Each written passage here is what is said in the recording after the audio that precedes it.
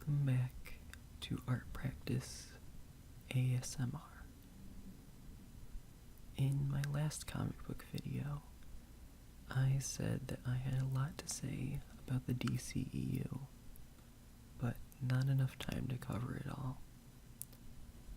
And I had intended on making a video much further in the future to talk about it. But recently there's been a lot of news about DC.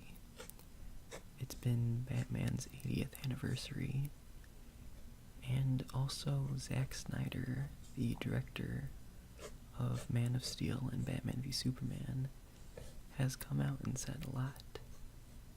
And I thought that now would be a very appropriate time to share my thoughts about the DCEU. So, in this video, I am going to share the things that I like, the things that I am critical about, and why I think people hate the DCEU so much. So, get comfortable, because here we go.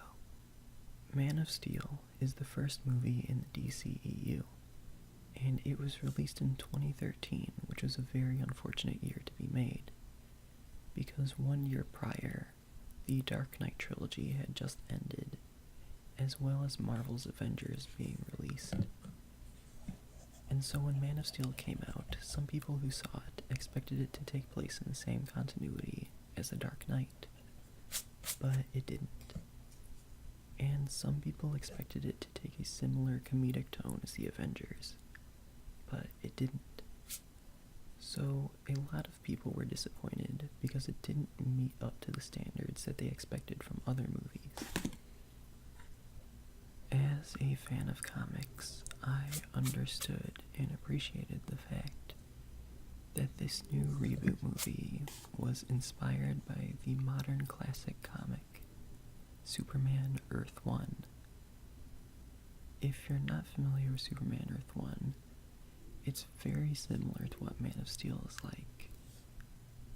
The comic portrays Superman as a darker, more complex character who is torn between his human side and his Kryptonian side, and he feels like he doesn't really belong anywhere.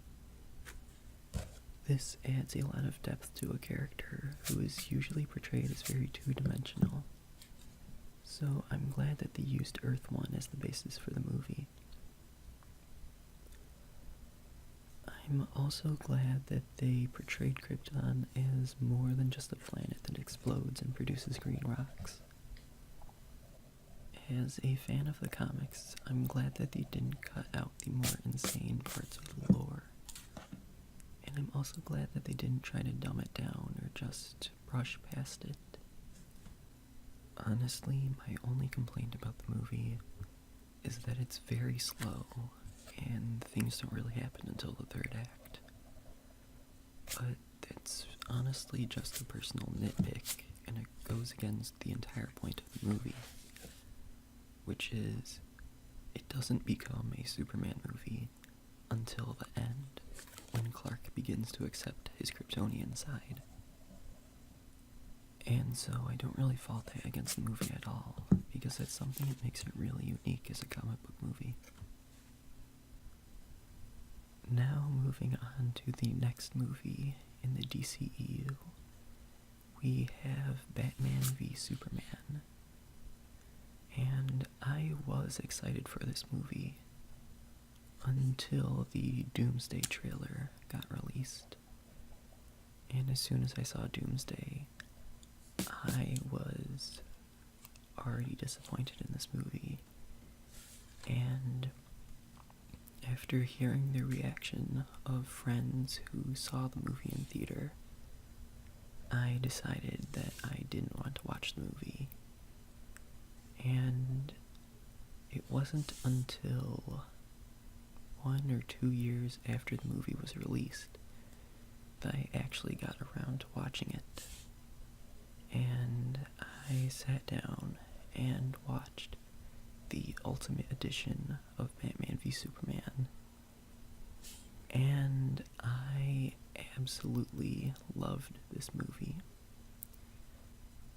I will get into the negative reactions to this movie later in this video, but for now I want to talk about my reaction to this movie. And I think that even though this movie isn't the best movie to utilize the Batman character, I do think that it is the best portrayal and adaptation of the character. So I can refer to this as the best Batman movie, but not the best movie with Batman. For the record, the best movie with Batman is The Dark Knight. But I have always liked Ben Affleck's portrayal of Batman in this movie.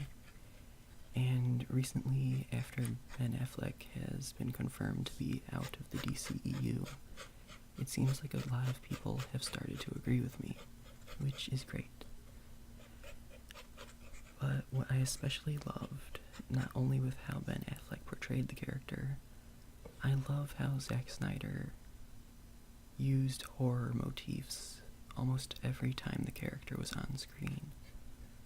Especially when the character was introduced, when the people that Batman supposedly saved are all hiding in a cage because the devil is in the house. And then Batman is revealed to be on the ceiling, and he, scuttles away on the ceiling. It was a genuinely terrifying moment in the movie if you didn't know it was there. I think that is the best introduction of the character ever, especially because every other movie uses some variation of, I'm Batman. And I don't think those really do the character justice, especially because in the comics he doesn't really go around saying, I'm Batman. There are 3 specific pieces of criticism that I want to address right now. And that's because they have more to do with the movie and less about the comics exactly. And the first is that Superman was apparently not heroic enough for a lot of audience members. And I don't think this criticism is fair, because this movie is clearly a continuation of Superman's story arc from the first movie. In the first movie, he starts it not wanting to explore his powers, and he ends it choosing to explore his powers and to become Superman. And in this movie, it starts 2 years after the first one, and he's clearly explored his powers and wanting to become Superman. But now that he is Superman, he didn't expect it to take such a toll on his life, and he didn't expect the burden of being Superman. And so the movie follows him trying to accept his new responsibility, with him ultimately choosing to become the hero that everybody needs by sacrificing himself to stop Doomsday. And the second piece of criticism is the fact that Jesse Eisenberg plays an atypical version of Lex Luthor. I think all of the character traits of Lex Luthor that we've all come to know are still there for the character, but Jesse Eisenberg just takes the personality in a completely different direction that everyone is used to. In the comics, Lex Luthor is closer to an Elon Musk style character, and for the movie, Jesse Eisenberg played him in more of a Steve Jobs sort of way. And so, everything is still there, it's just a different side of the character's spectrum.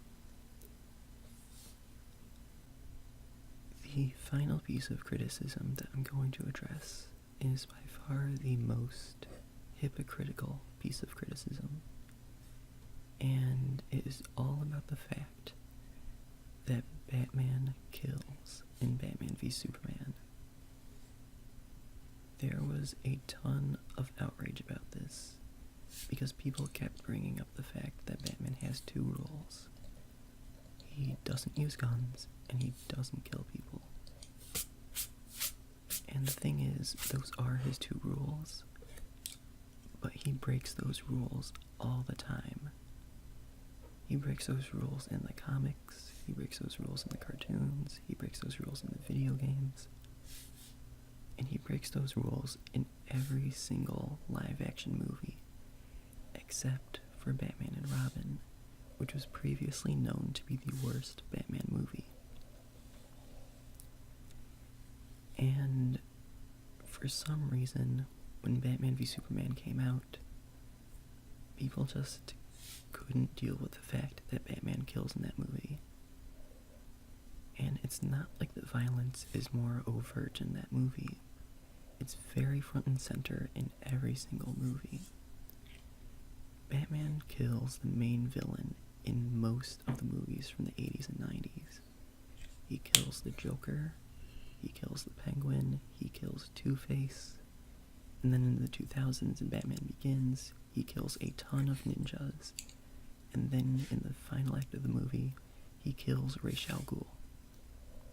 And people were just completely okay with it until we get to Batman v Superman. And the thing that makes this especially hypocritical is because in all of those other movies, Batman has no reason to kill anyone. But in this movie, Batman's killing is an actual plot point of the movie. Batman's killing for a reason. And Batman's killing is the whole motivation for Superman to fight him. Batman's killing is the reason that Superman hates him.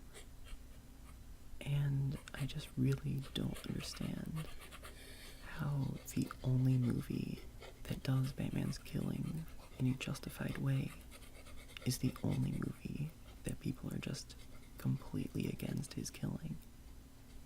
It's kind of baffling when you think about it like that.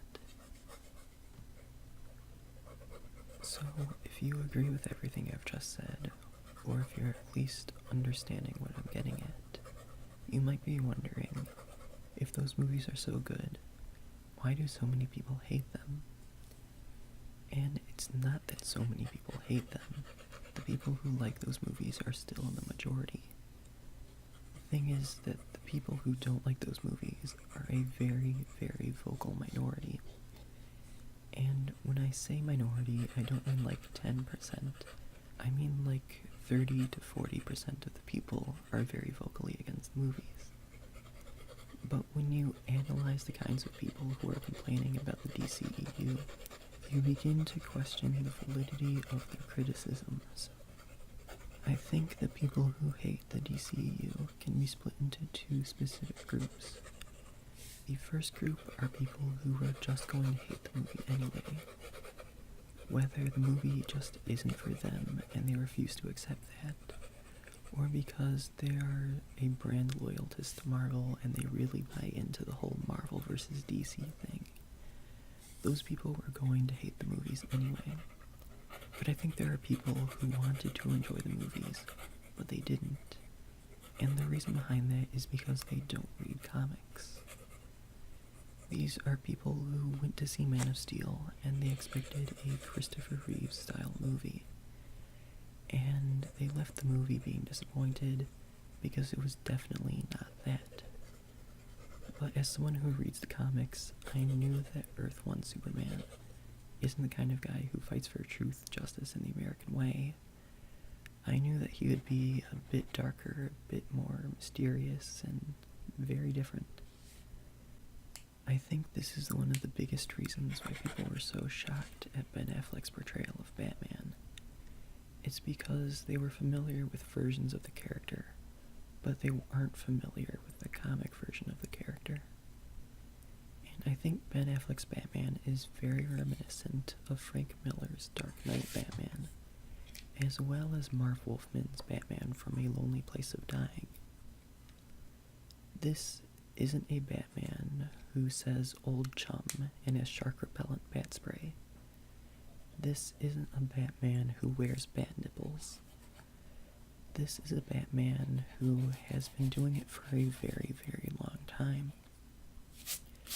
This is a Batman who is kind of going crazy because he gets so little sleep every night.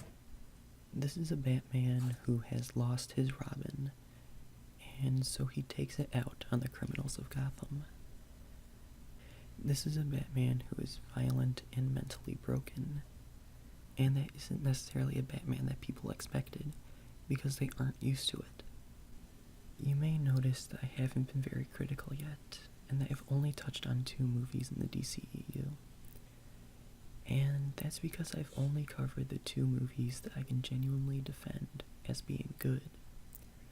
I think that every movie I've seen that came after them has been very disappointing. And I can say that as a whole, I do not like the DCEU, even though I really wanted to. The thing that disappoints me the most about the DCEU isn't because of anything Zack Snyder has done, even though a lot of people have blamed him.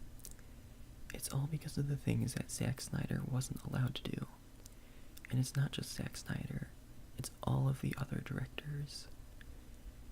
Warner Brothers Studios have created a more hostile work environment for the DCEU that they haven't had for any of the other previous DC movies. They have taken a completely intrusive approach for the new movies that they've never had before.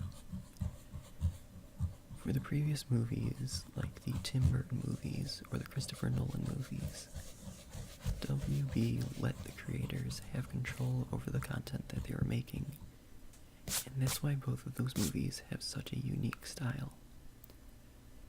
And letting the creators have control, it gave varying results. You could end up with something amazing like the Christopher Nolan Dark Knight movies, or you could end up with something horrible like the Joel Schumacher Batman movies. But you never really know what you're going to get if you don't take a risk. And for the DCEU, Warner Brothers was way too afraid to take that risk.